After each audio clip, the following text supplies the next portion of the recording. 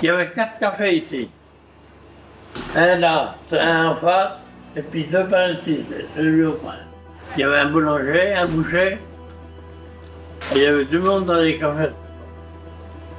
Connecté, comme tous les jeunes, pourtant il se sent isolé. Après, si on n'a pas de locomotion, on ne peut pas aller au travail.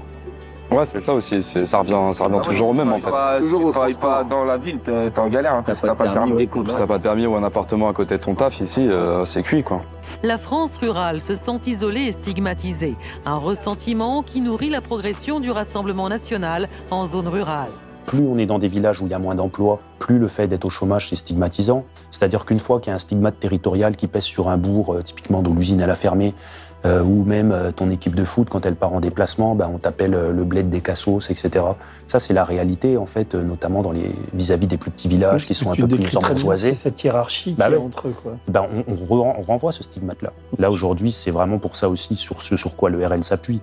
C'est en fait l'idée que peut-être qu'on n'améliorera pas vos conditions de vie, mais en tout cas, les cassos que vous décriez tant ou auxquels vous avez peur d'être assimilés, si vous parfois vous-même vous prenez cette propre insulte, on vous promet, il y aura toujours pire que vous.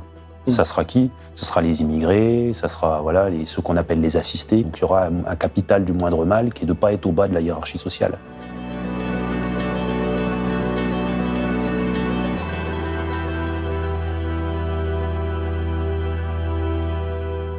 Benoît Coquart, je te reçois pour ce livre que j'ai dévoré, qui s'appelle « Ceux qui restent », qui est sorti à la découverte il y a 2 ans maintenant, et qui ressort en poche. Là, c'est l'édition de poche, c'est 2022. Ouais. Et avant, il était sorti en brochet. Et le sous-titre, c'est « Faire sa vie dans les campagnes en déclin ». Donc, on avait beaucoup de choses à se dire avant de démarrer la caméra, parce que je viens de là, moi, même si c'est pas tout à fait le Grand Est, on va dire. D'ailleurs, tu situes pas du tout géographiquement les lieux pour conserver l'anonymat des gens dont tu parles. Ouais, et pas que, en fait. Après, il y avait le deal avec les gens, c'était que on me disait, je m'en fous que les histoires que tu racontes, elles sortent à Paris, mais je veux pas que ça sorte ici. Ce qui montre un peu aussi ce qui les intéresse. C'est en fait les commérages locaux, après ce qu'on peut en dire dans nos milieux d'intello. Mais par contre, je le dis pas aussi parce que il y a souvent une vision un peu localiste et des mentalités qui seraient liées qu'à un village et pas à un autre.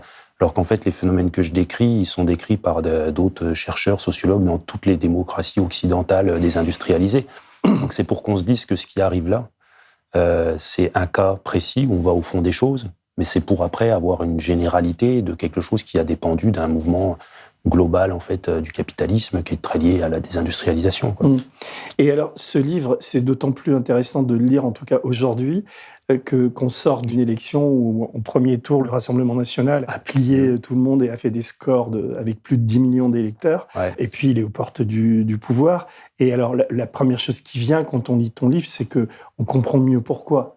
Parce que ces populations rurales dont tu parles, ça représente énormément de monde, quoi. Et on appelle ça la France périphérique ou la ruralité, etc. Et alors, la première chose, donc tu as 38 ans, tu n'es pas enseignant, encore que tu enseignes aux journalistes un peu, mais tu es surtout chercheur. Ton domaine de recherche, c'est quoi ? Je travaille sur les classes populaires, de manière générale. Et donc, est-ce que tu es sociologue ou tu es ethnographe ? Quelle est la différence entre les deux ? Alors moi, je fais partie de ceux qui disent que justement l'ethnographie, c'est le fait d'aller voir quelque part qu'est-ce qui se passe. Un sociologue qui s'appelait Goffman qui disait qu'est-ce qui se passe ici ? Allez voir qu'est-ce qui se passe ici.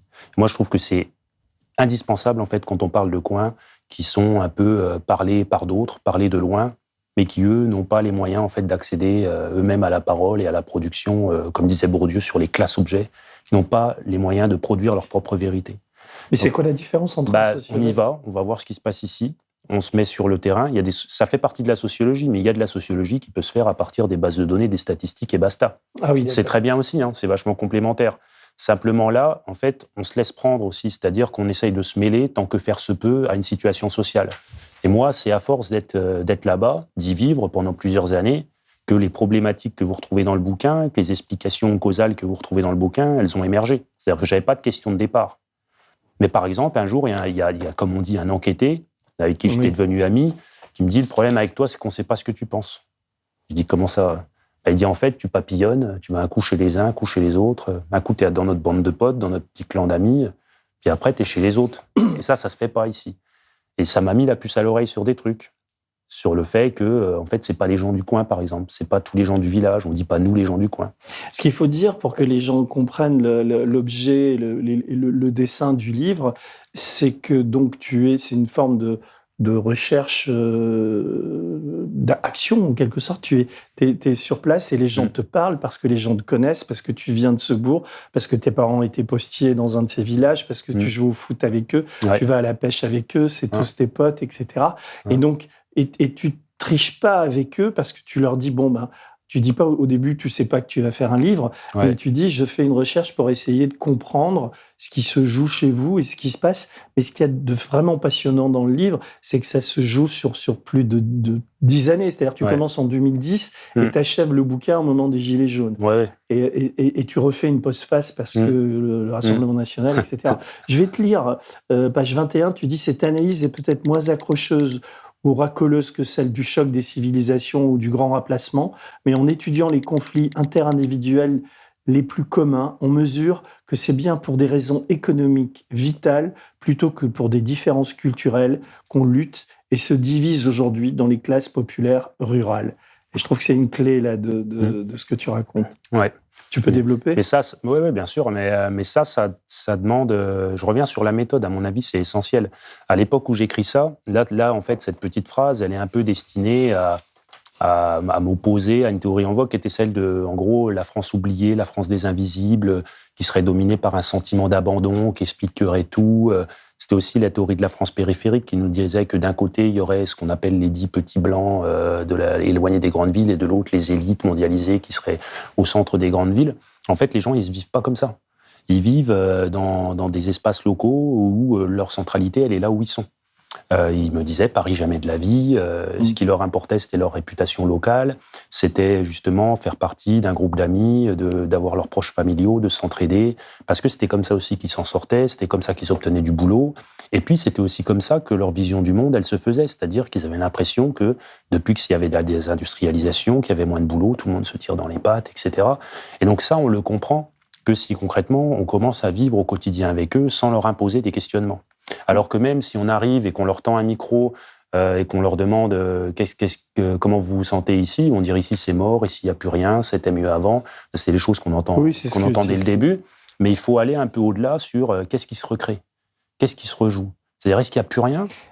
Ce qui est de vraiment intéressant dans le bouquin, je le dis pour inciter les gens à le lire, c'est qu'il y a vraiment aucun manichéisme, il n'y a aucun regard, aucun jugement sur ces gens qui, par exemple, votent RN ou sont 100% Le Pen, mais assurent et te disent mais je déteste les racistes et je suis pas raciste, etc. Donc tu rentres dans la gueule entre guillemets des paradoxes et tu nous donnes une lecture qui est à la fois très sombre, mais en même temps, je vais parler comme Macron, mais en même temps tu te dis il est peut-être possible à force de prendre vraiment en compte ce qu'ils disent, ce qu'ils pensent et ce qu'ils vivent, de retourner la situation. Moi, ce que je constate, c'est que c'est des gens qui continuent, en fait, qui ne sont pas repliés sur eux-mêmes. Il y a du repli, parce qu'on dit plus, c'est plus des gens qui ont une conscience de classe, etc., qui vont dire, nous, les ouvriers, il faut qu'on se mobilise et qu'on vote à gauche. D'ailleurs, c'est des campagnes qui n'ont jamais voté à gauche, où les classes populaires ont toujours été de droite. J'ai interviewé des gens, des octogénaires, qui me disaient, nous, déjà, on était du côté des patrons. En 68, on nous a débauchés pour aller casser la figure des gens près de chez toi, dans la vallée de la Fench, etc., dans le haut de la Lorraine, qui étaient cégétistes et qui, en fait, étaient conscientisés. Là, on est sur des campagnes où on a très tôt donné la petite propriété aux ouvriers, où les consciences de classe, elles étaient floues, en fait. Elles étaient brouillées. Il y avait des formes de fausses consciences, en fait, qui ont été entretenues par le paternalisme. Et aujourd'hui, on retrouve, en fait, maintenant qu'il n'y a plus ça, maintenant qu'il n'y a plus ces structures, ces usines qui t'assurent de reproduire ta condition de père en fils, quoi, on retrouve l'idée que chacun voit midi à sa porte. Que la concurrence, elle est structurelle, intrinsèque à la vie, en fait, en commun. Que, du coup, il faut passer avant les autres. Et donc, ces oppositions-là qu'on retrouve localement, qui sont en fait entre semblables, c'est-à-dire que les gens, les calomnies, les embrouilles, elles sont d'autant plus fortes que tout le monde se connaît, on les recycle politiquement dans le RN, contre les étrangers, avec de la xénophobie dans le fond, qu'il faut pas nier. Moi, je la regarde en face, puisqu'elle est là, elle est tout le temps présente.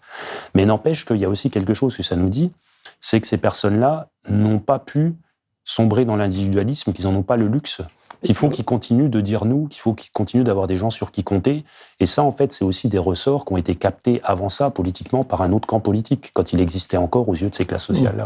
Là, on y viendra après. Mais je voudrais, parce qu'il y a une détestation des syndicats, il y a des choses vraiment intéressantes sur lesquelles je voudrais revenir, mais il y a une phrase au début de ton bouquin sur laquelle je voudrais que tu m'expliques, c'est que tu dis que les classes rurales, donc on les appelle comme ça, sont dominées et éloignées de ceux qui parlent d'elles. Mais quand tu parles de domination, elles sont dominées par qui, les classes rurales Parce que dans le bouquin, tu expliques par quoi, enfin on comprend, mais par qui Là, il faut voir qu'est-ce qui se joue localement, là encore. C'est-à-dire que on n'est pas, en fait, sur des grandes élites économiques qui vont orchestrer la vie locale.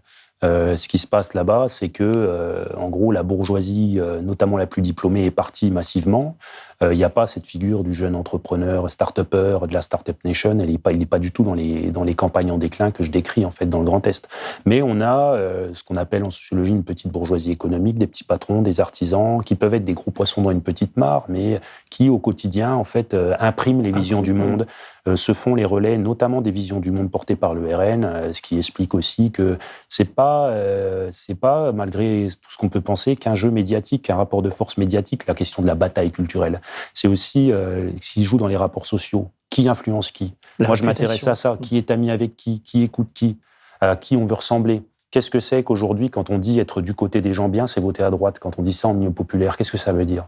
Ça veut dire qu'il y a quelque chose qui a été gagné, en fait, du côté de l'encadrement des classes populaires par les groupes qui, historiquement, plus traditionnellement, tiennent le vote de droite, qui aujourd'hui s'est déporté vers l'extrême droite, massivement en France, dans le champ politique. Et voilà, c'est ce qui se joue, c'est ce qui fait que ça s'est enraciné beaucoup plus fort, en fait, que parfois on peut le penser quand on se dit qu'il faudra aller à reconquérir ces groupes-là. C'est que déjà, au quotidien, les personnes qui se socialisent, qui influencent les autres, c'est pas celles qui portent une vision du monde de gauche. Ça, c'est très bien décrit. Tu fais des portraits, j'en lirai quelques-uns. D'ailleurs, je peux en lire un tout de suite. À page 48, j'avais mis la qualité des portraits de Benoît. C'est le portrait de Nicolas. Nicolas est ouvrier chez un artisan du coin. Il est irremplaçable, dit-on, et envisage de créer sa boîte de maçonnerie. Lui aussi est un jeune homme valorisé par son entourage et la bonne réputation. Il est en couple avec une vendeuse en boulangerie de 24 ans venant d'une famille nombreuse des environs. À plusieurs reprises, ce jeune homme m'a amicalement provoqué quant à la durée de mes études, un doctorat de sociologie, entre parenthèses. Sûr de la supériorité du travail manuel qui lui apporte son statut, il conteste sans rancune la légitimité des diplômes. Deux points, ouvrez les guillemets, c'est bien beau, mais ça ne mène à rien, tout en évoquant un goût pour les documentaires et le fait qu'il aime apprendre de nouvelles choses dans son métier. Nicolas ne croit fondamentalement pas en une possible amélioration de sa condition sociale par une quelconque certification scolaire ou formation, etc. Ouais. Bah oui, là aussi, tu vois, on en revient quand même à l'histoire de quand on est sur place, de quoi on peut se rendre compte. C'est que parfois, les valeurs qui dominent à l'échelon national, celle de fait qu'il faudrait faire des études, qu'il faudrait être le plus diplômé possible pour se prémunir du chômage, c'est peut-être vrai, mais si tu t'inscris dans un marché du travail urbain, quand en fait on est sur un marché du travail essentiellement encore segmenté par l'industrie, la petite industrie même déclinante, le marché du bâtiment, la logistique, etc., l'aide à la personne évidemment pour les femmes, les call centers, les entrepôts Amazon, le bac+5, il ne sert pas à grand-chose, il n'est pas valorisant. Et les figures en fait d'accomplissement, ceux à qui on veut ressembler localement, c'est des gens qui justement sont devenus artisans, ont monté leur boîte, commencé ouvriers, à qui on s'identifie. Et eux, en fait, ces personnes-là, la seule scène sociale dans leur vie dans laquelle ils ont été dévalorisés, c'est l'école. Ouais. Et donc ils ont une culture anti-école, ils ont beau jeu de l'avoir. Parce qu'en fait, c'est là où ils ont senti que, eux, tout ce qu'ils mettent en avant, une forme de méritocratie par le travail, le fait qu'on dise qu'il a de l'or dans les mains, que sa copine, elle a la tchatch, qu'elle a la tête bien faite et qu'elle mériterait de monter en grade, etc., etc., tout ça, ils ne l'auraient même pas en ville. C'est-à-dire que leurs homologues en ville, des gens qui viendraient là taper un immeuble haussmannien en banlieue, depuis la banlieue en RER, ils repartent le soir, personne ne les a regardés, personne ne les a remerciés. Là-bas, tu refais une façade, on refait une façade dans le centre du bourg, les petits vieux ils s'arrêtent pour regarder ce petit jeune qu'on veut, qui rentre avec le camion de la boîte alors qu'il n'a pas encore le permis. Tout ça, en fait, c'est des formes d'entrée dans la vie d'adulte qui sont hyper valorisées et qui font qu'il existe encore en France des contre-modèles d'accomplissement qui ne prévalent pas à l'échelon national, mais qui, par rapport à cette morphologie locale-là, où tous les groupes qui pourraient les stigmatiser, qui pourraient les mépriser, ne sont pas là, on peut encore être fier de ce qu'on est. Et ça, c'est important parce que ça fait aussi, évidemment, qu'on est fier de ce qu'on est politiquement, de ce qu'on pense, de ce qu'on dit, et qu'on ne se sent pas, en fait, muet et qu'on tient tête à quelqu'un qui arrive avec son doctorat. Moi, on se moquait, par exemple, du salaire que j'avais en doctorat. Moi, c'est pas pour me plaindre du tout, hein, mais n'empêche que... En même temps, tu gagnais pas plus que... Tu gagnais même moins que... Ouais, à l'époque, les allocations de thèse, c'était 1 350 €, tu vois, puis eux, ils me disaient, déjà, ils étaient parfois payés un peu plus que le SMIC, mais surtout, ils avaient beaucoup de black le week-end, ils avaient déjà une maison, ils étaient propriétaires, des enfants, donc ils me disaient, regarde, où tu vas avec ta thèse, quoi, tu vois. Oui, ce qui apparaît, et c'est vraiment, enfin, moi j'ai eu un sentiment un peu à la fois d'étouffement, et en même temps, tu te dis, en les regardant vivre, hein, parce que ils vivent en milieu clos, ils recréent des clans, etc. Tu le décris vraiment bien, les mariages entre copains, copines, comment tout ça s'agglomère, la fermeture des bistrots, l'arrêt des bals populaires, etc. Ouais. Donc, tu es dans un monde comme ça qui se paupérise, ça c'est absolument certain. Mais ce qui se passe, c'est que ces gens-là, en fait, ils n'ont pas envie de partir, parce qu'ils ont recréé au fil du temps un monde parallèle auquel ni les médias, ni les chercheurs, ni les journalistes locaux n'ont pas accès. Et ces gens-là, c'est vraiment une quantité très, très importante quand on connaît ces milieux-là, qu'on se balade en bagnole, comme moi qui habite le Grand Est, comme toi. Je comprends tellement bien tout ça. Et la question que je te pose, compte tenu de ça, c'est est-ce que comme tu as démarré tes recherches en 2010 et que tu les achèves au mouvement des Gilets jaunes, ce vote RN, cette fascisation, d'ailleurs, est-ce que le terme est adéquat? J'en suis pas sûr, mais peut-être, des esprits et des gens, est-ce que tu l'as vu évoluer? Et quelle perspective est là? Et, enfin, tu vois, Ouais. Oui et non, parce que moi, j'arrive dans des zones, surtout pour le bouquin, pas vraiment là d'où moi j'ai grandi, mais bon, c'est des lieux où le FN arrive second en 95. C'est la principale force d'opposition depuis des décennies, en fait. La gauche, absente complète, et ça se joue entre la droite, classique, comme on dit, ou de gouvernement, même si bientôt l'extrême droite, ça sera l'extrême droite de gouvernement, c'est probablement, voilà. Donc on ne dira plus ce terme-là, mais sûr, en tout cas, voilà, on n'y est pas encore, mais n'empêche que, disons que c'était l'opposition, c'était le FN. Mais là où ce qui se joue aujourd'hui, c'est qu'il y a une forme, en fait, de revendication davantage chez des gens qui ont commencé... Moi, je suis des gens qui ont aujourd'hui 30, 40 ans. Depuis qu'ils ont commencé à voter, c'est la force politique dominante dans leur entourage. Ceux qui votent pas RN ne le disent pas, parce que c'est anticonformiste que de ne pas dire qu'on est RN. Parce que le conformisme, quand vous êtes dans un milieu où tout le monde se connaît, il y a l'interconnaissance et tout, ça vous pèse, et sortir un peu du rang, c'est quelque chose qui peut vous coûter cher. Parce que avoir bonne réputation, être bien vu, faire partie d'un clan d'amis comme ça où tout le monde se valorise, ça se retrouve sur toutes les scènes. C'est-à-dire que si vous vous retrouvez un peu tout seul, au boulot, vous allez le ressentir, partout en fait, tout est interdépendant. Et on a tendance à produire comme ça du conformisme, et le RN, il a capté ça, ce que moi je trouve qu'il évolue. C'est-à-dire que là, pour la première fois, les gens avaient l'impression d'être du côté des vainqueurs. En fait, le RN a dit « Macron, tu dissous, s'il te plaît », il a dissous, il a obéi. On nous disait que le RN était en passe d'obtenir la majorité. Et ça, c'est quand même important, il faut se mettre à la place de ces personnes-là. Effectivement, ils votent RN, effectivement, ils peuvent en être largement fiers. Moi, je décris ces gens-là qui disent 100% Le Pen, comme pour se dire « Moi, je suis du côté du travail, contre les assistés, contre les étrangers, etc., du côté des gens bien, tout ce qu'on veut ». Mais c'est aussi l'idée qu'on va être du côté du bon sens, de la lucidité, c'est-à-dire de dire que tout le monde ne peut pas s'en sortir, on ne peut pas être tous sur le même bateau, et cette lucidité qui est majoritaire, elle l'emporte encore plus. On est quand même sur des gens qui ont effectivement peu diplômés, tout ça, donc typiquement les catégories qui s'abstiennent le plus, et qui sont moins sûrs de leur vote, c'est-à-dire qu'osent moins imposer leur vision du monde et la façon dont ils voient les choses aux autres.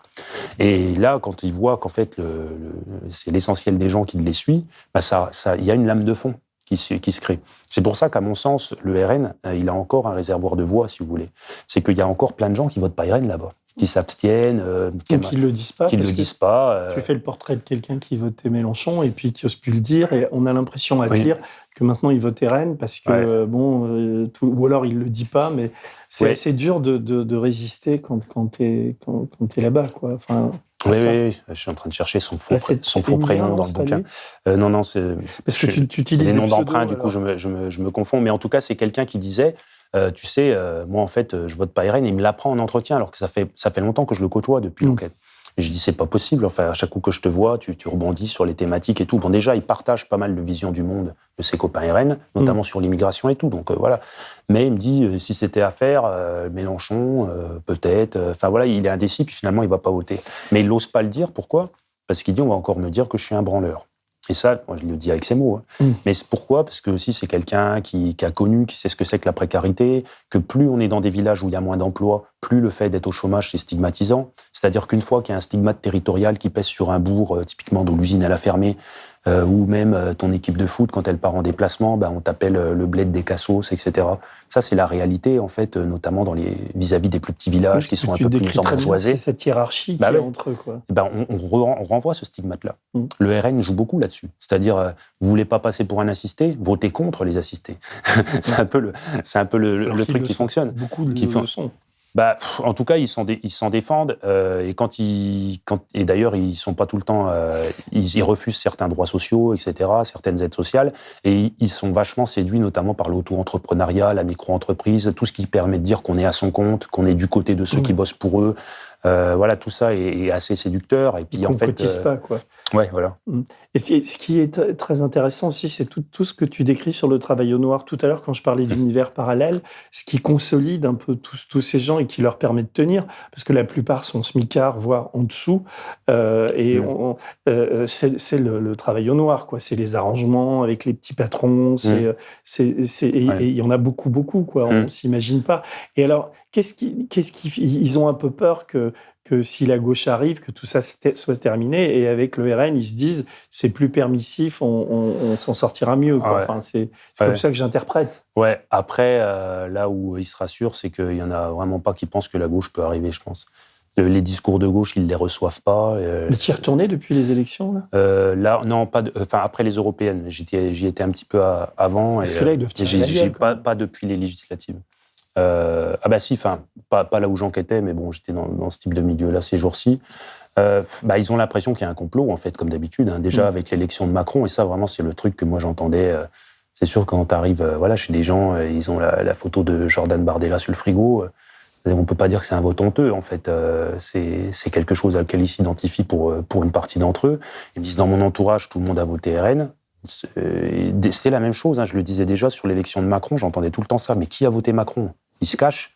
Ils sont honteux de le dire, mais d'un seul coup, ils nous sortent Macron. C'est truqué ou quoi ? Et là, sur les législatives, avec en plus l'idée qu'il va y avoir des gouvernements de coalition, évidemment que ça va créer vraiment du ressentiment politique. Non, mais c'est ce qui est un peu flippant, quoi.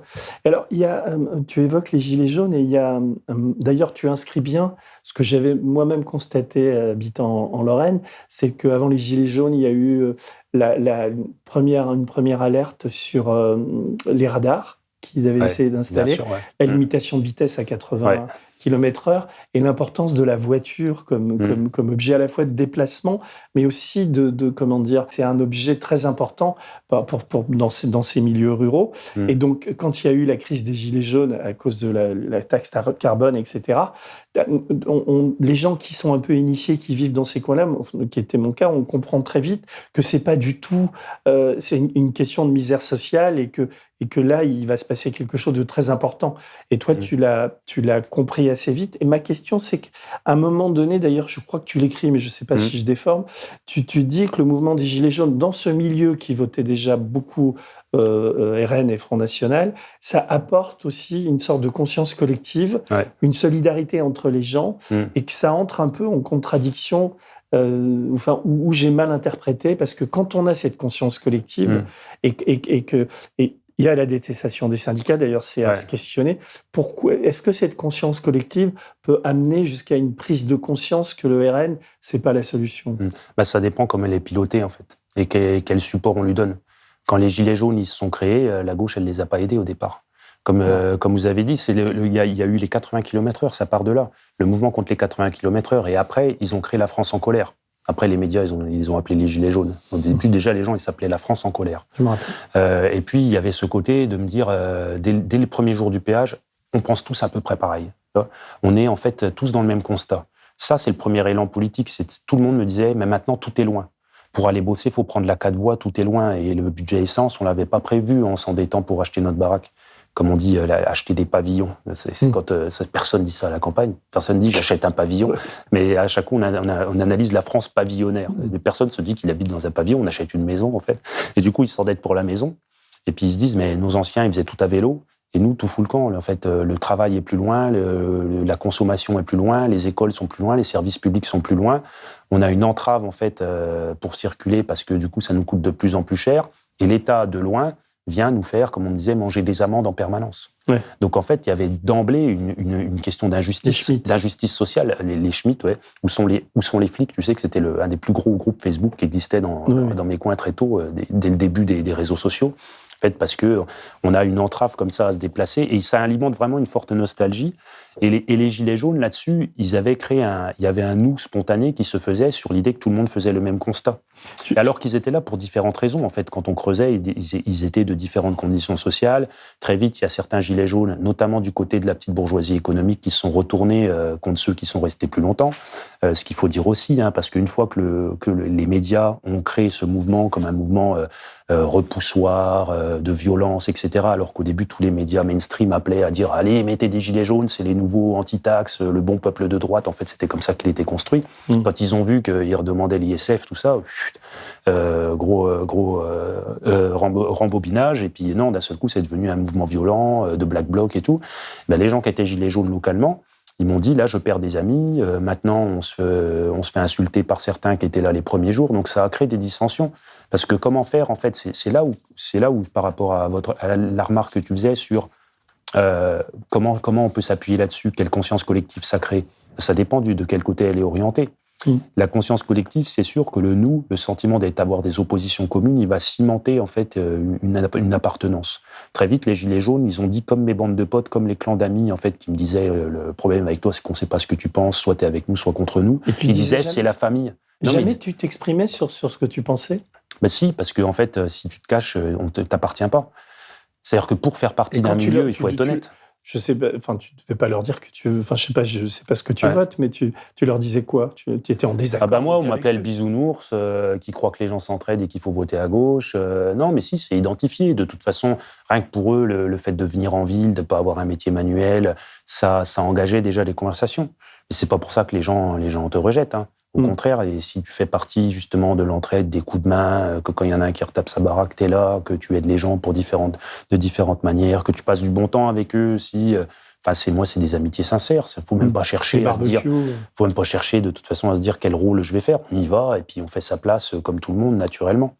Et parce que donc toi, tu étais chercheur à Dijon, mais comment quand tu allais dans ton village? Ah oui, à l'époque, non. T'allais chez tes parents ou comment? Alors non, ça c'était au début, c'était mon projet. Et puis en fait, j'ai trouvé ça trop lourd d'analyser mon propre. Je voulais analyser mon milieu social parce que je viens des classes populaires.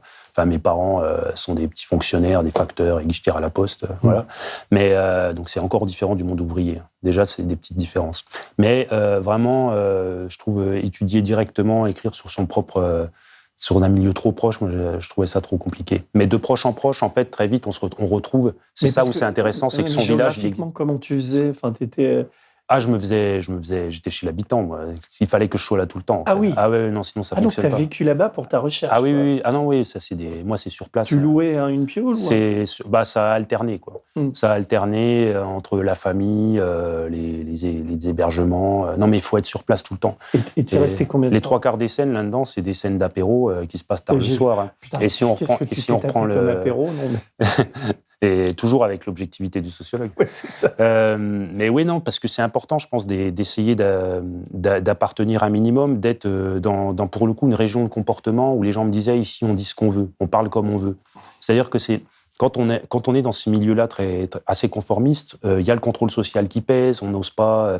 je sais pas, on dit l'espace public, par exemple, est déserté dans les villages que j'enquête. Si on marche, on va dire qu'on marche parce qu'on n'a plus de permis, parce soit on se les fait sauter, généralement parce qu'on a bu un coup, ou peut-être qu'on a roulé trop vite, mais plus souvent parce qu'on s'est fait un alcotest, ou alors qu'on a perdu son boulot, qu'on n'a plus les moyens en fait d'avoir une voiture. Enfin voilà, en fait, on se fréquente chez les uns les autres, et si on passe pas ce pas de la porte-là, Moi, on me dit toujours, on a fait le tri entre les salut, ça va, les gens du coin, et les vrais potes sur qui compter, qu'on te permet là de venir observer, de regarder pour ta thèse à laquelle on comprend rien, mais en tout cas, voilà, on te laisse un petit pied là-dedans, mais en échange, il faut que tu sois un peu des nôtres.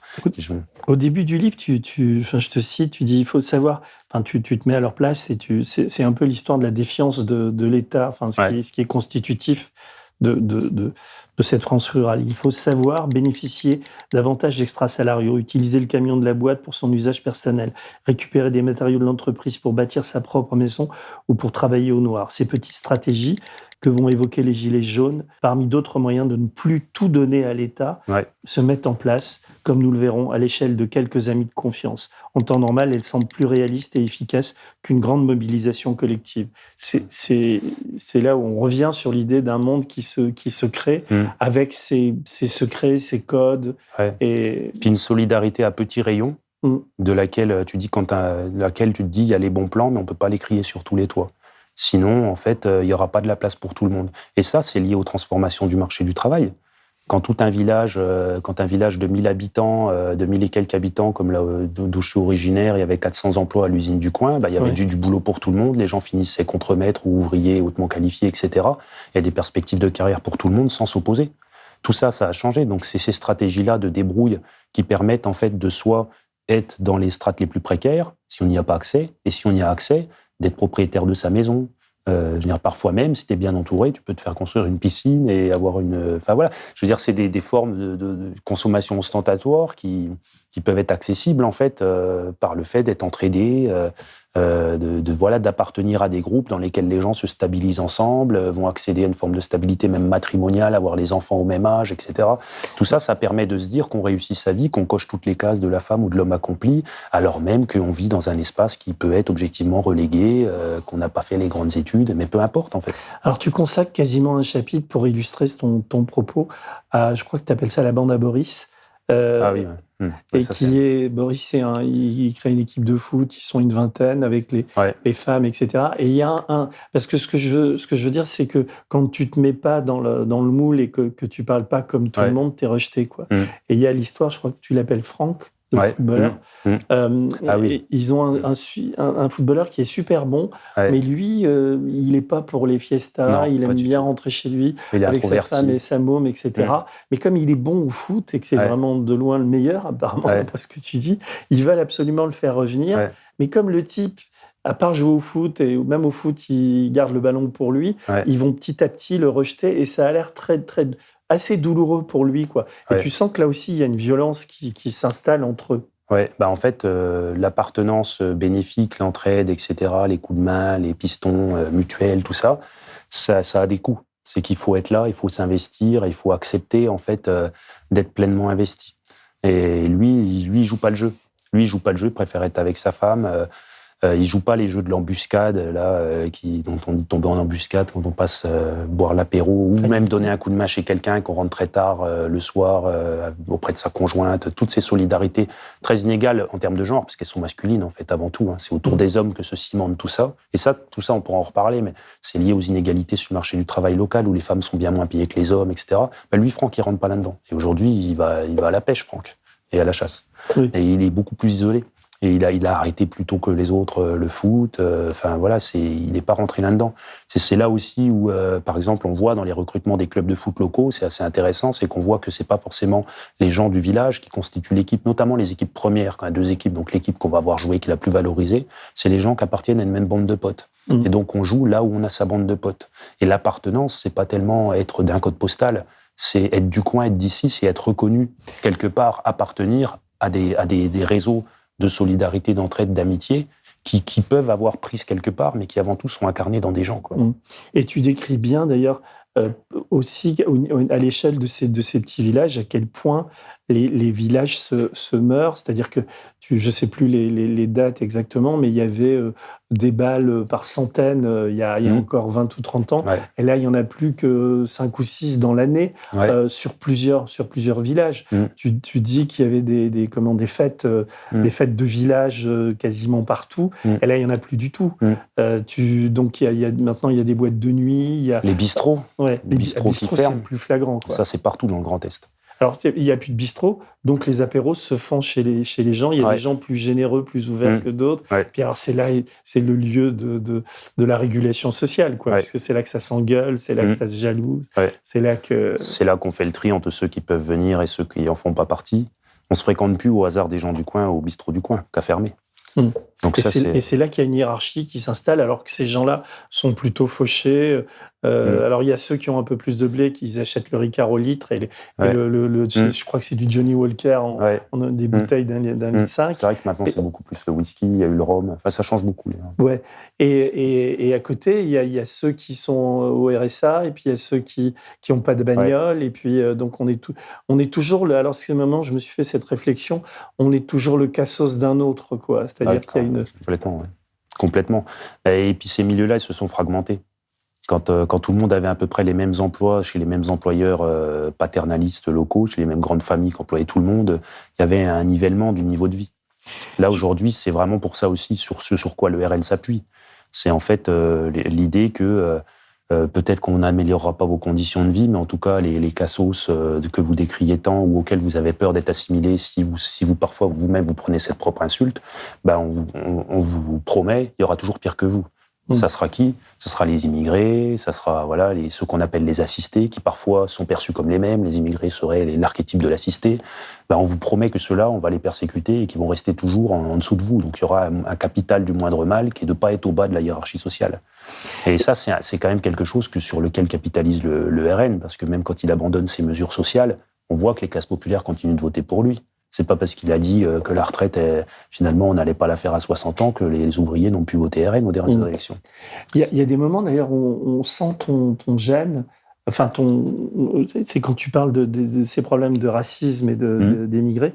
J'ai en mémoire ces pages sur, je crois qu'il s'appelle Jamal dans ton bouquin, qui a l'air de gamberger assez vite, lui. Et il fait partie de cette bande. Et en fait, il est très intégré. Ouais. Et alors, devant lui, ils tiennent des propos racistes. Et lui est emmerdé un peu par rapport à toi, si j'ai bien compris. Et il dit non, mais laisse tomber, ils sont pas racistes. Ou il essaie de les sauver. Ouais. Quoi. Il me dit, il capte même pas Skyrock, bon, ça date un peu, mais pour dire, ils savent même pas de quoi ils parlent, en fait. Quand ils parlent des cités, quand ils parlent des Arabes, etc., ils savent même pas de quoi ils parlent. Parce que justement, son pote, qui lui se dit raciste, et il dit 100% Le Pen, etc. Il dit, moi, je suis raciste et je ne peux pas jouer contre les équipes quand on joue contre des cités. Parce qu'il y a plein de cités en milieu rural, en fait. Quand on dit les cités, c'est les grandes villes de région parisienne, c'est pas vrai. Il y a plein de ZUP partout en France. D'ailleurs, elles ne votent pas tout à gauche, par exemple, ce qui montre que c'est aussi l'implantation des mouvements politiques qui dépendent de ça. Et il dit, lui, il est comme nous, c'est pas pareil. Enfin, un truc qu'on connaît bien, en fait.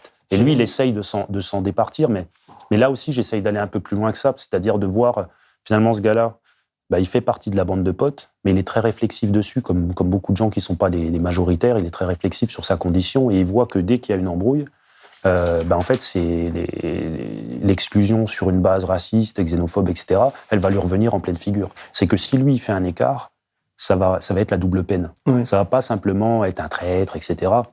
Là, en plus, il va se prendre des insultes, et il me dit, là, c'en est un autre que je cite dans le bouquin, il me dit, c'est mes potes d'enfance que je côtoie depuis toujours, qui m'avait jamais balancé ça, qui depuis qu'on s'est embrouillé pour X raisons, là maintenant, je prends le racisme en pleine figure. Et il est là en fond, en fait, il est là comme outil d'exclusion potentielle. Donc c'est toujours fragile. Tu dis aussi, à un moment donné, je crois que l'un d'eux, celui qui se dit raciste, il dit dans l'équipe, dans la bande, il y a des racistes, des arabes. Ça, c'est moi qui l'observe. Lui, il est entouré. Et même lui, je pense que si on le présentait, il est basané de peau. C'est pas du tout... Non, c'est des gens qui, évidemment, sont pleins de contradictions. Si on veut, c'est pas une pureté idéologique entre les pratiques et les propos.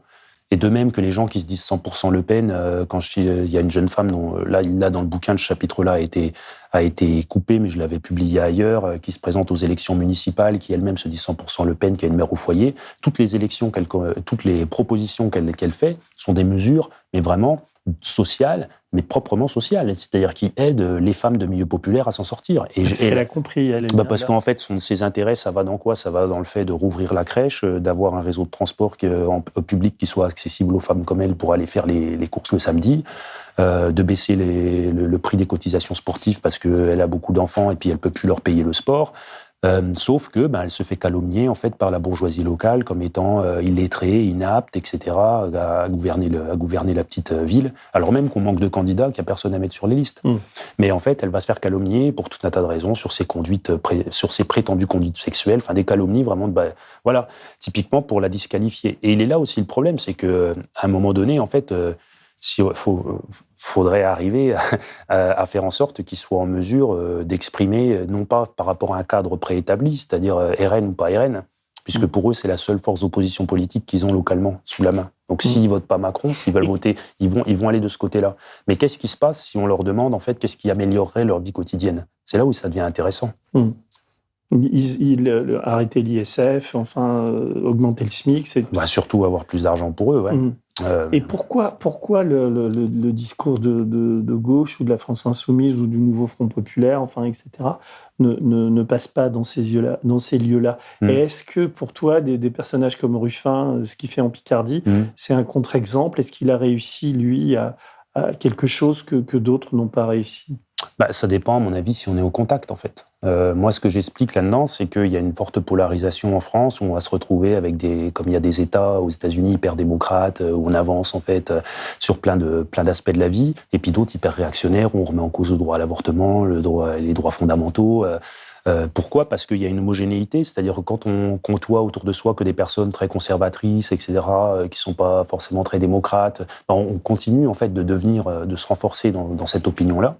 L'idée que tout le monde a voté RN, qu'on le pense là-bas et qu'on a l'impression que les élections sont truquées, c'est parce qu'au fait, il n'y a personne qui porte le vote de gauche, qui incarne ce que c'est que d'être de gauche de manière fière et positive localement. C'est-à-dire que la gauche, elle est assimilée dans ces espaces-là aux gens les plus dénigrés, les plus stigmatisés, que sont les assistés, les immigrés. Donc en fait, il n'y a aucune figure de fierté du côté de la gauche. Et si on regarde qui incarne la gauche, et c'est pour répondre par rapport à Ruffin, c'est qu'on voit peu en fait de figures de gauche dans les médias qu'on consomme, que quand on les voit elles-mêmes, elles sont discréditées, et qu'en plus, elles ne nous ressemblent pas, c'est-à-dire dans l'existence corporelle, dans les manières d'être, dans les façons de parler. Moi, on me répète tout le temps, ces gens-là, ils viennent pour phraser. Phraser, c'est faire comme je fais là. C'est des longues phrases, c'est vendre une bouteille d'eau vide, et le côté aller droit au but, exprimer directement les revendications, qu'est-ce qu'il faut faire, qu'est-ce qu'on doit faire, à quoi tenir tête notamment à des dominants. C'est-à-dire avoir, en fait, s'identifier à quelqu'un. Moi, je me rappelle d'une vidéo de Poutou, Philippe Poutou, qui avait clashé Fillon. Une campagne super, Fillon, voilà, il est en face de moi. Que des histoires, et plus on fouille, plus on sent la corruption, plus on sent la triche. Et à côté de ça, donc, en plus, c'est des bonhommes qui nous expliquent qu'il faut la rigueur, qu'il faut l'austérité, et eux-mêmes, ils piquent dans les caisses publiques, donc il y a quand même un petit problème de ce côté-là. Et ça avait circulé entre des gens qui, je t'assure, ils votent vraiment pas Poutou. Bien au contraire. Mais néanmoins, de voir en fait quelqu'un qui, quand même, dans son phrasé, dans ce qu'il est, dans ce qu'il représente, est plus proche d'eux socialement que Marine Le Pen, une héritière, etc. Là, en fait, il y avait un motif d'identification positive. Alors que localement, quand justement il y a un petit patron, un artisan qui a réussi, qui fait l'apologie vraiment et qui utilise l'hégémonie qui existe déjà du RN pour asseoir encore plus sa domination sociale à lui, faire qu'on respecte complètement le fait que lui s'est enrichi et que du coup, il est en haut de la hiérarchie sociale locale, quand il n'y a personne pour le tenir tête. Quand là, récemment, par exemple, sur les réseaux sociaux, chez les personnes que je suis, là, on publie des choses sur le SMIC pour montrer que, en fait, la revalorisation du SMIC, en fait, est fausse et qu'en fait, elle ferait perdre de l'argent aux SMICards, qu'une espèce de truc un peu complotiste qui ferait croire que le programme du nouveau Front populaire serait négatif pour les gens qui gagnent 1 600 € par mois, ce qui n'est pas vrai, objectivement. Non.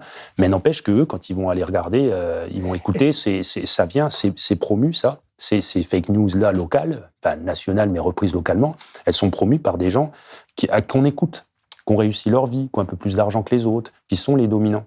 Et du coup, il faut en fait des contre-discours qui s'imposent comme ça. C'est pas simplement un nouveau slogan, une nouvelle manière de dire, d'appeler la France des bourgs, etc. Ça va pas prendre simplement comme ça quand on arrive en fait sur un terreau négatif comme ça.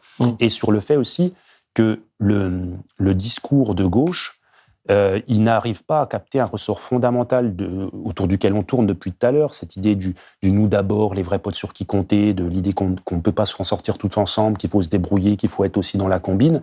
Le nous contre eux, il a été capté auparavant par la gauche, historiquement, politiquement. On a toujours créé du nous dans la conflictualité, parce que les classes populaires, elles vivent un monde conflictuel. Et pour s'en sortir, il y a du conflit, souvent entre semblables d'ailleurs. Maintenant, de plus en plus entre semblables et de moins en moins contre un patronat qui est plus là, qui est invisible, etc. Mais il est capté de facto par le RN. Donc ça, c'est des ressorts beaucoup plus fondamentaux que simplement qui incarne l'offre politique, ou même, et plus encore, quel discours il propose. Et c'est là où les stratégies vraiment de l'idée qu'il faudrait reconquérir un électorat, capter ce segment-là de l'électorat, le segment rural, parce que c'est souvent là-dessus qu'on est consulté, les sociologues et tout, pour moi, elles font fausse route, parce qu'en fait, c'est des choses qui se tissent sur le temps long. Ce que j'ai compris en te lisant, c'est une idée d'une, comment dire, c'est vraiment basique, simple, comme dirait Orelsan, c'est que quand Marine Le Pen dit les Français d'abord, eux entendent ça comme nous d'abord, quoi. C'est-à-dire que ce slogan aussi con et débile que les Français d'abord, enfin, et raciste, je veux dire, eux l'entendent comme nous d'abord, parce qu'on a créé un groupe, et c'est pour ça que c'est avec des phrases comme ça qu'elle imprime et que ça rentre dans les têtes, quoi. Ouais, bien sûr. Non, mais tout à fait, elle l'a capté. Et quand même, faut regarder les choses en face. L'idée qu'elle t'assure qu'il y aura plus bas que toi, socialement. Ouais. Que c'est vraiment cette dynamique-là, ça marche ensemble, de toute façon. J'aimerais que tu explicites un peu, parce que je trouvais c'est les minorités du pire. Quelles sont les minorités du pire? Qu'est-ce que voulait dire Norbert Elias, le sociologue anglais, qui, en fait, il a fait, je ne sais pas si on peut dire que tu t'es inspiré de lui, ou que lui, c'est l'Angleterre des années 50, la paupérisation, etc. Et toi, c'est la France des années 2000, quoi. Mais toi, tu es dans les minorités du pire aussi. Est-ce que tu peux expliquer un peu ça? En fait, ce qui est intéressant, c'est que à chaque niveau, il y a une minorité du pire. C'est-à-dire que les minorités du pire, que vont être les assistés, les dicats sociaux à l'échelle locale, c'est-à-dire ceux qui sont victimes des commérages du groupe majoritaire, si on reprend un peu l'analyse eliassienne d'Elias et Scottson, c'est vraiment l'idée que le groupe le plus établi, le plus cohésif aussi, ceux qui disent « nous », ils ont le pouvoir de stigmatiser des autres et de les exclure. Et c'est comme ça aussi qu'ils vont se définir. Et donc la minorité du pire qu'on a se recycle dans les visions du monde politique contre l'assistanat. On est contre les assistés localement, on ne veut pas leur ressembler parce que c'est les gens les plus dévalorisés. C'est d'ailleurs là-dessus que nous, on tire notre petite respectabilité, c'est-à-dire du fait de ne pas être associé à ce groupe-là. Après, on peut le recycler politiquement à une échelle plus large, comme à l'instant la question du nous d'abord et des Français d'abord, c'est-à-dire qu'il y a une correspondance, il y a un écho qui se fait. Et même si c'est une situation, l'idée le choc des civilisations, etc., on ne le vit pas localement. L'insécurité culturelle, comme on entend beaucoup, qu'on se ferait remplacer dans sa campagne, là, je vous assure que c'est pas du tout le cas. Il y a plutôt même une réaffirmation et parfois même une affirmation encore plus prononcée des styles de vie tels qu'ils étaient avant, avec vraiment un retour de la nostalgie de certaines choses. Enfin voilà, on est plus là-dessus et c'est sans conteste en fait. Il y a pas de contestation locale. D'ailleurs, il y a une phrase que j'ai trouvée formidable à un moment donné. Tu dis, je sais plus où, je vais la citer de mémoire.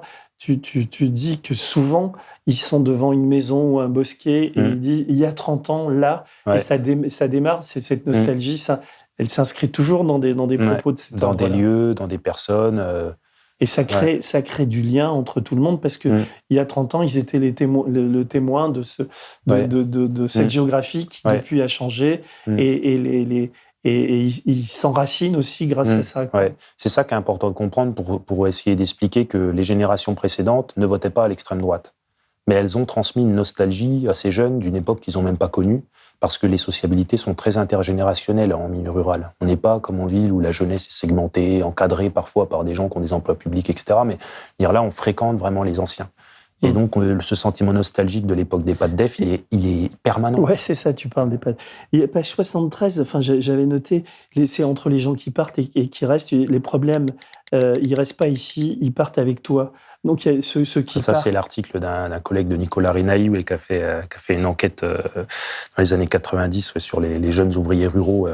Aussi, et je te cite, on commence alors à comprendre comment un ensemble de normes conservatrices s'imbriquent et se diffusent par la peur du commérage et la fragilité des réputations, et viennent dès un très jeune âge brider envie subjective et possibilités objectives de mobilité sociale. De même que le patronyme suffit parfois à vous classer parmi les cassos, comme c'est le cas pour Dimitri et Alexia, le rappel des origines sociales, y compris par moi, donc toi, apparaît comme éminemment déplacé et potentiellement dangereux pour eux qui s'en tirent bien, mais qui continuent d'évoluer peu ou prou dans les mêmes réseaux d'individus qui pourraient soudainement les rappeler à leur prime appartenance. Oui, il y a une pesanteur des positions sociales, l'idée que les possibilités, mais même d'émancipation dans leurs critères, c'est pas forcément les critères de l'émancipation telles qu'elles peuvent être définies aujourd'hui par la gauche, etc., mais sont faibles en fait. Parce qu'on est toujours encadré par le fils machin, etc., qui a plus hérité que soi, qui possède des terres, qui va très certainement intégrer le conseil municipal, qui sera le patron de vous, de vos enfants. En fait, et tout ça, les petites respectabilités qu'on va acquérir, elles sont quand même subordonnées à l'idée de respecter ces hiérarchies sociales-là. Et l'ordre politique et social aussi que promet là encore le RN est tout à fait en écho avec cette idée-là, qu'on pourra pas tout bouleverser. Donc on peut avoir des petites mobilités du côté du pôle économique, du côté d'un petit enrichissement, mais que c'est pas possible de renverser complètement toutes les hiérarchies locales. Et ça, c'est quelque chose qui est ancré dans la tête des gens parce qu'ils subissent le contrôle social des gens mieux placés qu'eux et ils ont peur en fait d'être stigmatisés par eux. Si on leur fait une sale réputation, cette sale réputation, elle vient de ceux d'en haut qui parlent de ceux d'en bas. Et donc, il faut s'en prémunir. Et plus vous venez d'une famille qui est précaire, dès que vous faites un écart à la norme, dès que vous êtes au chômage, si vos parents sont déjà au chômage, vous pouvez être sûr que vous allez plus être taxé d'assister et de cas social que si vous venez d'une famille dans laquelle les gens s'en sortent plutôt bien. Et la mémoire collective, elle est sélective. Quand on vient d'une bonne famille et qu'on fait un écart à la norme, je sais pas, par exemple, qu'on se fait arrêter pour usage de drogue, moi, c'est les départements de France où on consomme le plus d'héroïne. Hein. Et la Meuse. Il y a des gens là-dedans qui sont décédés depuis l'écriture du livre, hein, quand même, de l'usage de l'héroïne. Et eux, en fait, parce qu'ils appartiennent à des familles plus précaires, on leur a pas pardonné ça. Tout de suite, c'est devenu ceux qui ne valent rien. Ceux qui ne travaillent pas ne valent rien. Alors, mais ceux qui ne travaillent pas parce qu'on les embauche pas.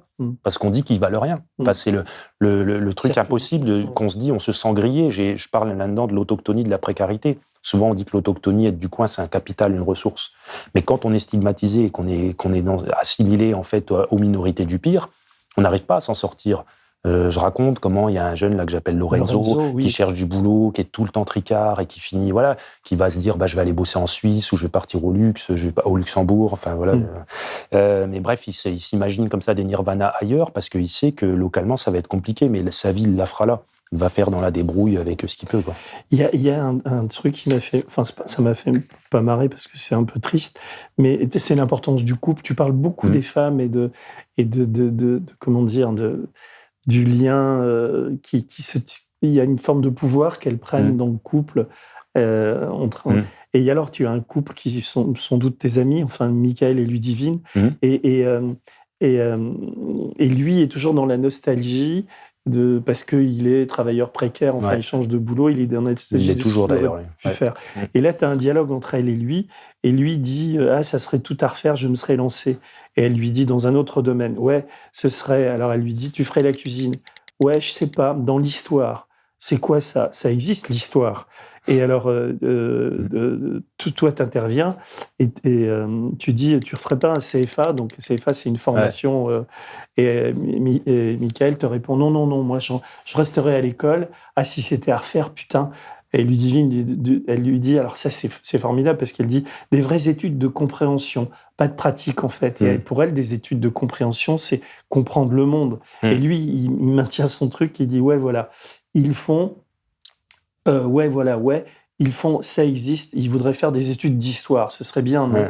Et c'est un dialogue, enfin, c'est 10 lignes dans ton bouquin, mais je trouve que ce dialogue, il illustre tellement, comment dire, je ne sais pas quel mot trouver, c'est à la fois la beauté de ces gens, enfin, la beauté, c'est peut-être pas le terme, je ne sais pas, mais en même temps, le fait que ils sont dans la nostalgie de réussir ça et t'as l'impression qu'ils n'y arriveront jamais, quoi.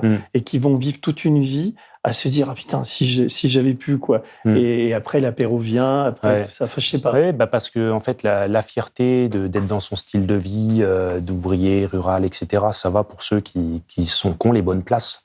Ceux qui peuvent dire déjà nous d'abord. Mais lui, en fait, il se retrouve un peu mis sur le carreau. Et c'est pour ça aussi qu'il change de boîte tout le temps, qu'il est encore en intérim, qu'il n'est pas pistonné pour rentrer dans une boîte qui paye bien. Et donc les échappatoires, il les regrette. Et les échappatoires, c'est ce que font les enfants d'immigrés qui ont moins de capital d'autochtonie, un milieu social égal, ils veulent faire des études plus longues. C'est pas... Et lui, il se dit, je pourrais me reporter là-dedans.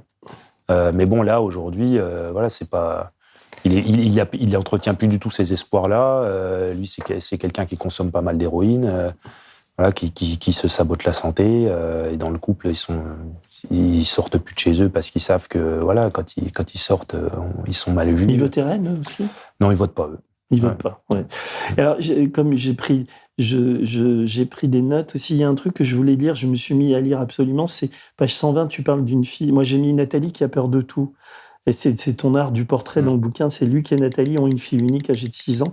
Comme la plupart des enquêtés, ils disent qu'ils aimeraient bien qu'ils aillent jusqu'au bac, puisqu'elle en a largement les capacités. Elle parle de sa fille, qui a 6 ans. Quand je leur signale la forte probabilité pour qu'elle parte dans une grande ville si elle obtient ce sésame pour les études supérieures, Nathalie répond, ouvrez les guillemets, elle fera autre chose. Moi, je peux pas m'imaginer laisser ma gamine toute seule dans une grande ville, comme ça, toute seule, parce que tu ne sais jamais sur qui elle peut tomber. Quand tu vois déjà tous les cassos qu'on se trimballe ici, alors là-bas, j'imagine même pas comment c'est. Oui. Le problème, c'est la reproduction. C'est-à-dire que, effectivement, la gamine de 6 ans qui est bonne, 6 ans, elle est déjà bonne à l'école, elle est éveillée, etc. Mais ses parents vont leur communiquer cette peur, quoi. C'est un peu ce que sous-tend le texte. Puis ce qu'ils vivent localement, ils s'imaginent que c'est encore pire ailleurs, en fait. Et déjà, ce qu'ils vivent localement, c'est pas un constat objectif. Hein. C'est en fait leur position sociale à eux qui est compliquée, en fait. D'ailleurs, eux, ils se sont séparés depuis. Bref, pour plein de raisons, mais notamment des raisons économiques, des stabilités de l'emploi. Puis il se trouve que la petite, elle va pas à l'école, ça va pas non plus être ça que ça. Enfin voilà, il y a plein de problèmes qui s'ajoutent à eux. Et oui, c'est des espaces repoussoirs parce qu'ils le maîtrisent pas. Mais c'est ça qui se passe, je veux dire, moi ce que j'appelle les campagnes en déclin, c'est les campagnes qui perdent des habitants. C'est parce qu'il y a la massification scolaire qui s'applique à des milieux sociaux dans lesquels on n'était pas allé faire des études supérieures avant. C'est en gros de dire 80-90% d'une génération au bac. Ça veut dire que les enfants d'ouvriers, d'employés ruraux, ils partent à 1h30 de chez eux faire des études à Metz, Nancy, Reims, et puis qu'après, une fois qu'ils sont diplômés, ils ne reviennent pas, donc ils ne savent pas ce que ça donne tout ça. Ils ne savent pas qu'est-ce que ça permet en forme d'accomplissement, d'ascension sociale, etc. Et ceux qui restent sont caricaturés par les médias, généralement par les médias. Et vers la fin du bouquin, tu parles des beaufs. Ouais. J'ai mis le beauf rural. Tu dis, j'ai souvent été sollicité pour évoquer cette supposée virilité caricaturale de l'ouvrier rural. En 2 mots, ceci revenait à me demander de confirmer le portrait robot du beauf qu'ils avaient en tête à leurs propos. Or, la réalité, si elle est observée de près à un niveau microsociologique, est bien plus kaléidoscopique et complexe. Au sein d'un même milieu social réputé pour son conservatisme et sa fermeture d'esprit, et au sein d'un même groupe d'amis qui se fréquentent presque quotidiennement, il m'a été donné de voir différentes manières d'être un homme. Tu peux expliquer? Différentes manières d'être un homme, et puis pas besoin, comme on me disait, de phraser pour dire ce qu'on est. C'est-à-dire, ce qui compte, c'est... Moi, on me le disait d'ailleurs beaucoup quand je faisais mes entretiens sociologiques, ce qui compte, c'est là où t'es et qu'est-ce que tu fais maintenant. C'est-à-dire qu'il n'y a pas besoin de suraffirmer, je sais pas, moi, qu'on déteste les véganes, par exemple, dans un milieu où il n'y a aucun végane. Ou qu'on déteste la gauche dans un espace social où la gauche ne remet pas en cause, du coup, une espèce de virilité dominante, etc. Par contre, ce qui va faire qu'on est un vrai mec, c'est qu'on fait partie de la bande, c'est qu'on n'est pas le Franck, là, qui, justement, veut pas participer à toute cette mécanique sociale de l'entraide, mais de l'appartenance très contraignante. Et en fait, être un homme, c'est appartenir. Être un homme conforme, c'est appartenir. Mais en te lisant, il y a aussi une révolte des femmes. C'est-à-dire, est-ce que ces types, dans ces groupes-là, sont forcément machistes, ou est-ce que les machistes qui traitent mal les femmes, est-ce qu'ils se font maintenant beaucoup remballer aussi par ces femmes? Il y a un rééquilibrage de pouvoir ou non? Alors, il y a de plus en plus, à mon sens, depuis que j'ai commencé à travailler là-dessus, de reprise de parole.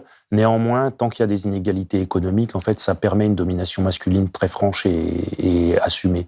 Pourquoi? Parce que les couples, ils se forment souvent entre des femmes aussi qui sont plus jeunes que leurs copains, parce que ça retraduit les inégalités économiques, ça. C'est comme dans n'importe quelle classe sociale.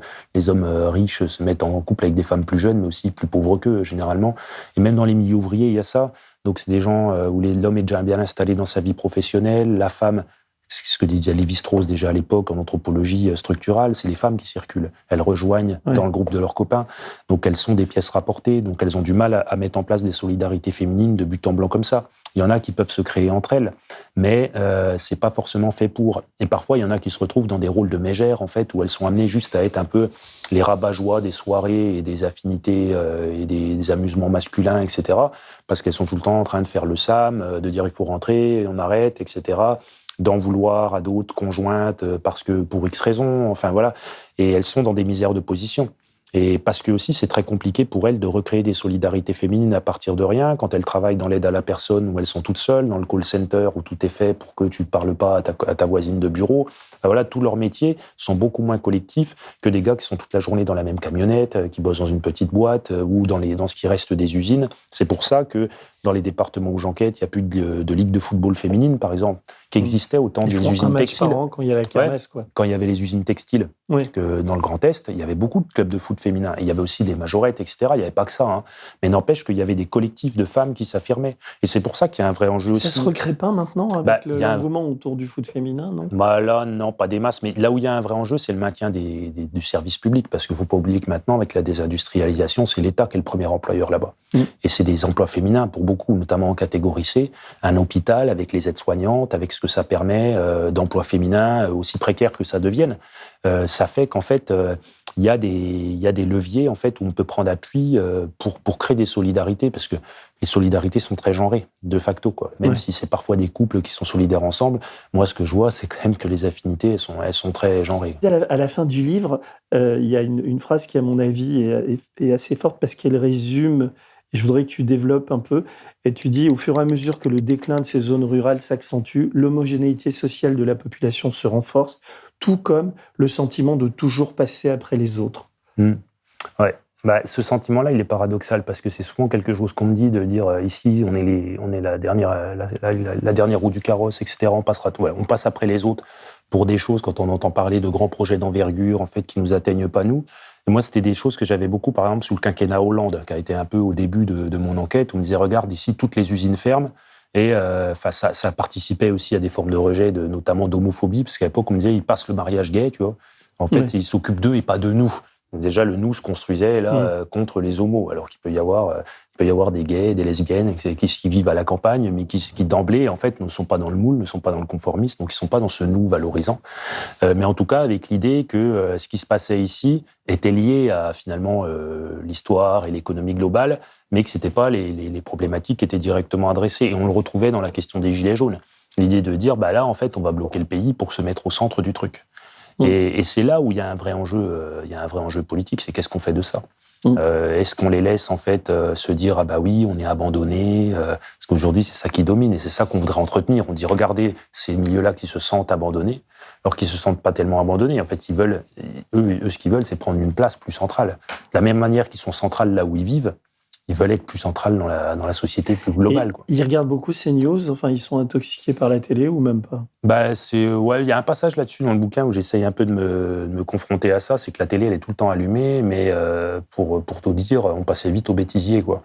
Alors parfois les chaînes d'infos continues tournaient et on peut en fait réagir, mais pas forcément directement. Il n'y a pas d'intoxique. Il y a quand même dans le sens où on ne consomme pas de médias qui disent du bien d'une offre politique qui serait concurrente à celle du RN. Ça, c'est clair et net. Donc, c'est pas les médias qui vont vous politiser ailleurs dans une autre direction. Quoi. Et ma dernière question, en fait, tu fais tout un chapitre pour y répondre, mais je voudrais que tu me réexpliques. C'est quand tes amis ont lu le bouquin d'abord, est-ce qu'ils l'ont vraiment lu ou est-ce que ça a changé les relations avec eux, toi ? Alors, déjà, moi, j'ai quand même donné le bouquin à des amis, notamment à des qui ne sont pas dans le bouquin, mais qui ont un peu les mêmes conditions sociales que ces gens-là. Donc, et c'est souvent leurs compagnes qui ont lu, parce qu'en fait, elles lisent beaucoup plus que les hommes, de la même manière qu'elles réussissent mieux à l'école que les hommes, qu'elles sont plus réflexives, parce que c'est inhérent à leurs conditions dominées, pour le coup aussi. Donc j'ai eu des retours comme ça, mais ils ont plus réagi à des apparitions médiatiques et tout, et pas vraiment sur le propos de fond, quoi. Et avec toujours une incompréhension. T'avais pas d'appréhension, toi, par rapport à ça ? En fait, je pensais qu'ils n'allaient pas du tout s'y intéresser. Parce que moi, moi-même, j'ai un milieu où on lit peu. Moi-même, j'ai devenu lecteur sur le tard, etc. Donc je vois en fait la distance qu'il peut y avoir avec cet objet-là, d'aller dans des librairies, etc., pour se l'approprier. Et je pensais qu'il y a... Mais là où c'est intéressant, c'est que j'ai quand même eu plein de retours après de lecteurs, de lectrices, mais qui sont souvent des gens qui ont quitté ce milieu, c'est-à-dire qui ont eu une petite ascension sociale, qui sont retrouvés à partir en ville, qui sont un peu les déracinés, ceux qu'on appelle ceux ou celles des week-ends, et eux qui avaient des formes de mépris social en fait assez forts par rapport à leur milieu d'origine, parce qu'ils n'avaient d'autres moyens pour les caractériser que ce discours sur les beaux, fins cultes, etc. Là, ils ont compris non seulement pourquoi ils avaient du mépris, que c'était aussi une partie d'eux-mêmes, et qu'il y avait un autre moyen de les définir, en regardant en face les problèmes qui se posent, mais sans forcément une condescendance ou un mépris de classe. Et ça, c'est ça qui m'a fait plaisir, c'est d'essayer de donner un regard un peu en face à face sur soi-même et sur ceux dont on parle tout le temps de loin, quoi. J'espère qu'ils regarderont Blast et regarderont notre entretien, on verra. Peut-être que tu auras des nouvelles. En tout cas, je te remercie beaucoup, Benoît. Je sais que tu retournes dans le Grand Est. Moi, j'en reviens et j'y retournerai demain. Ça s'appelle Ceux qui restent. Et c'est vraiment, j'invite tout le monde à le lire, quoi. Et j'invite tout le monde à s'abonner à Blast. On en a vraiment besoin en ce moment avec cette montée du RN. Et voilà, abonnez-vous, faites des dons. Et puis, merci beaucoup. Merci. Et je te serre la main. Merci. Et à bientôt. On aurait pu parler de 3 plombes, mais là, t'as des rendez-vous. C'est déjà bien. Voilà, c'est déjà bien. Ouais. Merci beaucoup. Merci bien.